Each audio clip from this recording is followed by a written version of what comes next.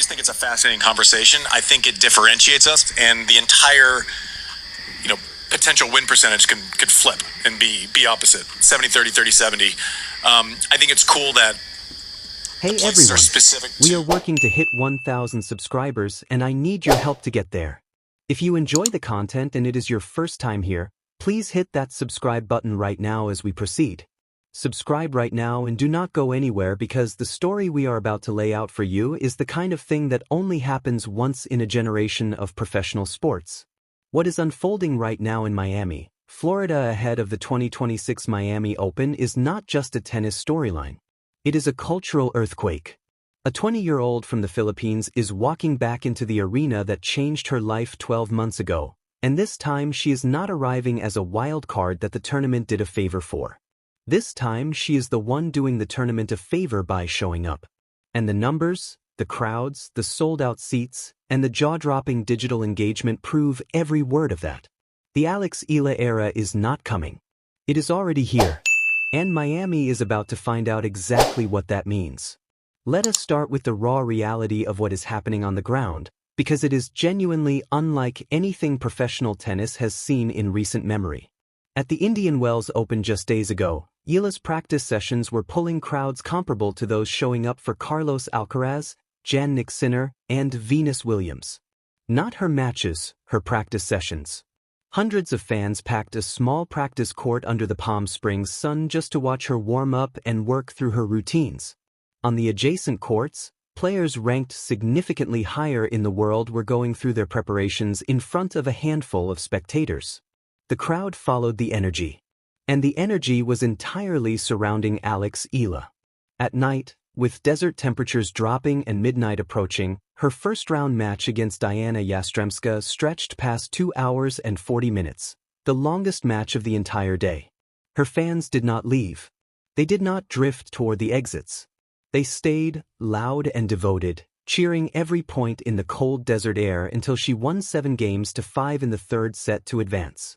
She told reporters afterward that for her fans to make that kind of effort, to stay that late, to stay in that cold and cheer her on through every moment of a grinding 3-set battle, added to everything she felt in that match. That is not a fan base. That is a movement. The BNP Paribas Open posted a day in the life video featuring Eala on their official YouTube channel, and it became the tournament's most watched content of the entire 2026 event, and it was not close. 94,000 views. Her pre-tournament press conference at the Australian Open earlier this year generated 196,000 views, nearly twice the number recorded for Novak Djokovic's presser and more than 6 times the views for eventual men's champion Carlos Alcaraz. Eala Sabalenka, the world number 1 and a 2-time Melbourne champion, recorded 9,000 views for her pre-tournament press conference. 9,000 against 196,000. Those are not just numbers. That is a story about who the tennis audience is choosing to pay attention to, and it is a story that the WTA and tournament directors around the world are being forced to reckon with whether they planned for it or not. Coco Gauff said it publicly and said it beautifully after their Dubai quarterfinal earlier this year. She thanked the crowd for showing up, acknowledged that most of them were there for Eala, and then said something that deserves to be replayed on a loop at every WTA boardroom meeting for the next 12 months. She thanked Alex for bringing a new demographic to the sport. She called it great. She called it something she appreciated. Because Gauff understands, as one of the sport's genuine stars, that a player who introduces entirely new audiences to tennis is doing something that benefits everybody. Andy Roddick called it the type of story you cheer for because it is great for tennis. Novak Djokovic called the crowd situation a good problem to have. When the biggest names in the sport are publicly celebrating what you bring to the table, that is not a trend. That is a transformation. Now let us talk about the stakes heading into Miami, because they are as high as they have ever been for Eala and the tension could not be more real. She arrives at Hard Rock Stadium ranked 32nd in the world, with a career high of 28 in the live rankings. She has a first-round bye as a seeded player. She has wins over Iga Swiatek, Madison Keys, Yelena Ostapenko, and Coco Gauff on her resume. She has Grand Slam main draw wins. She has reached the 4th round of a WTA 1000 event at Indian Wells as a seeded player. The trajectory has been relentlessly upward since that breakthrough semifinal run in this exact tournament 12 months ago. But here is the thing that makes Miami 2026 genuinely different from Miami 2025.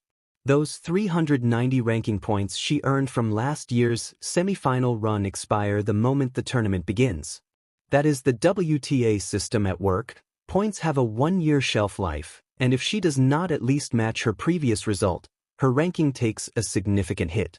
If she fails to reach the semifinals again, she drops from the world's top 30 back toward the top 50 to 60 range, potentially undoing the bulk of the points accumulation that defines her current standing in the sport.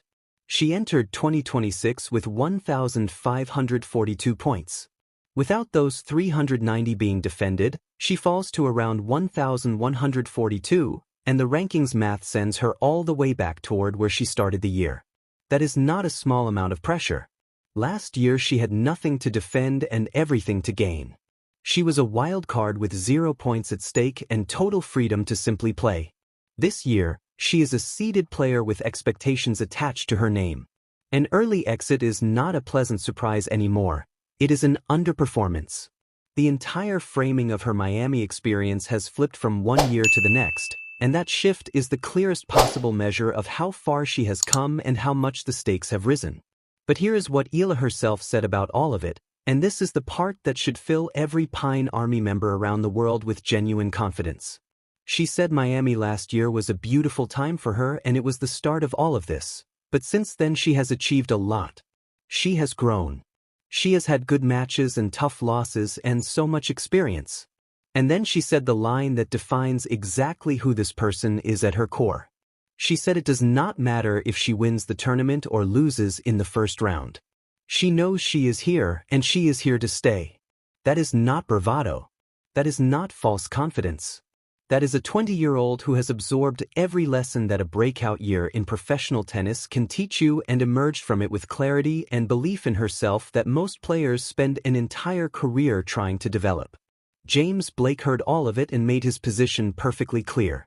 He told Tennis Channel directly that last year was a coming-out party for Eala in Miami. He said the international interest surrounding her is at a level that simply cannot be accommodated on smaller courts. He talked about Miami being a cultural melting pot perfectly suited to her global fan base, with the Filipino community in South Florida enormous and passionate and ready to turn Hard Rock Stadium into something that feels like a home match. And then he made the commitment explicit: they are going to need her on center court, because she has so many fans worldwide that playing anywhere smaller would be an injustice to what she has become. The draw has set up a tournament full of possibility and danger in equal measure. Eala Sabalenka arrives as the defending champion and world number 1, coming off her Indian Wells title and as dominant as she has been at any point in the last 2 years. Iga Swiatek is in the draw. Elena Rybakina. Coco Gauff. Jessica Pegula, who ended Eala's run in 3 sets in last year's semifinal and has spoken openly about how disorienting it was to play against her in front of that crowd. The field is exactly as difficult as it should be at a WTA 1000 event. And right in the middle of it, seated 32nd, carrying a year's worth of experience and growth and competitive fire, is the 20-year-old who already beat 3 Grand Slam champions at this tournament when the world barely knew her name. The Eala Tour, as ESPN and others have already taken to calling it, does not stop in Miami. After this tournament, she heads to Europe for the clay season, already confirmed in the main draw of the Upper Austria Ladies Linz Open alongside top 20 players. The calendar stretches toward the French Open, toward Wimbledon, toward a year that has more major opportunities in it than any year she has previously played. But Miami is the moment. Miami is where the story began. And Miami is where the next chapter gets written, in front of a sold-out center court, with thousands of Pine Army faithful roaring through every single point. She was a wild card 12 months ago. Today, the tournament is built around her. That is the Alex Eala effect. And it is only getting started. Drop everything in the comments right now. Do you believe Eala can defend her semifinal result and push into the world's top 20 for the first time? Can she go even further and claim her first WTA 1000 title in the building where everything began?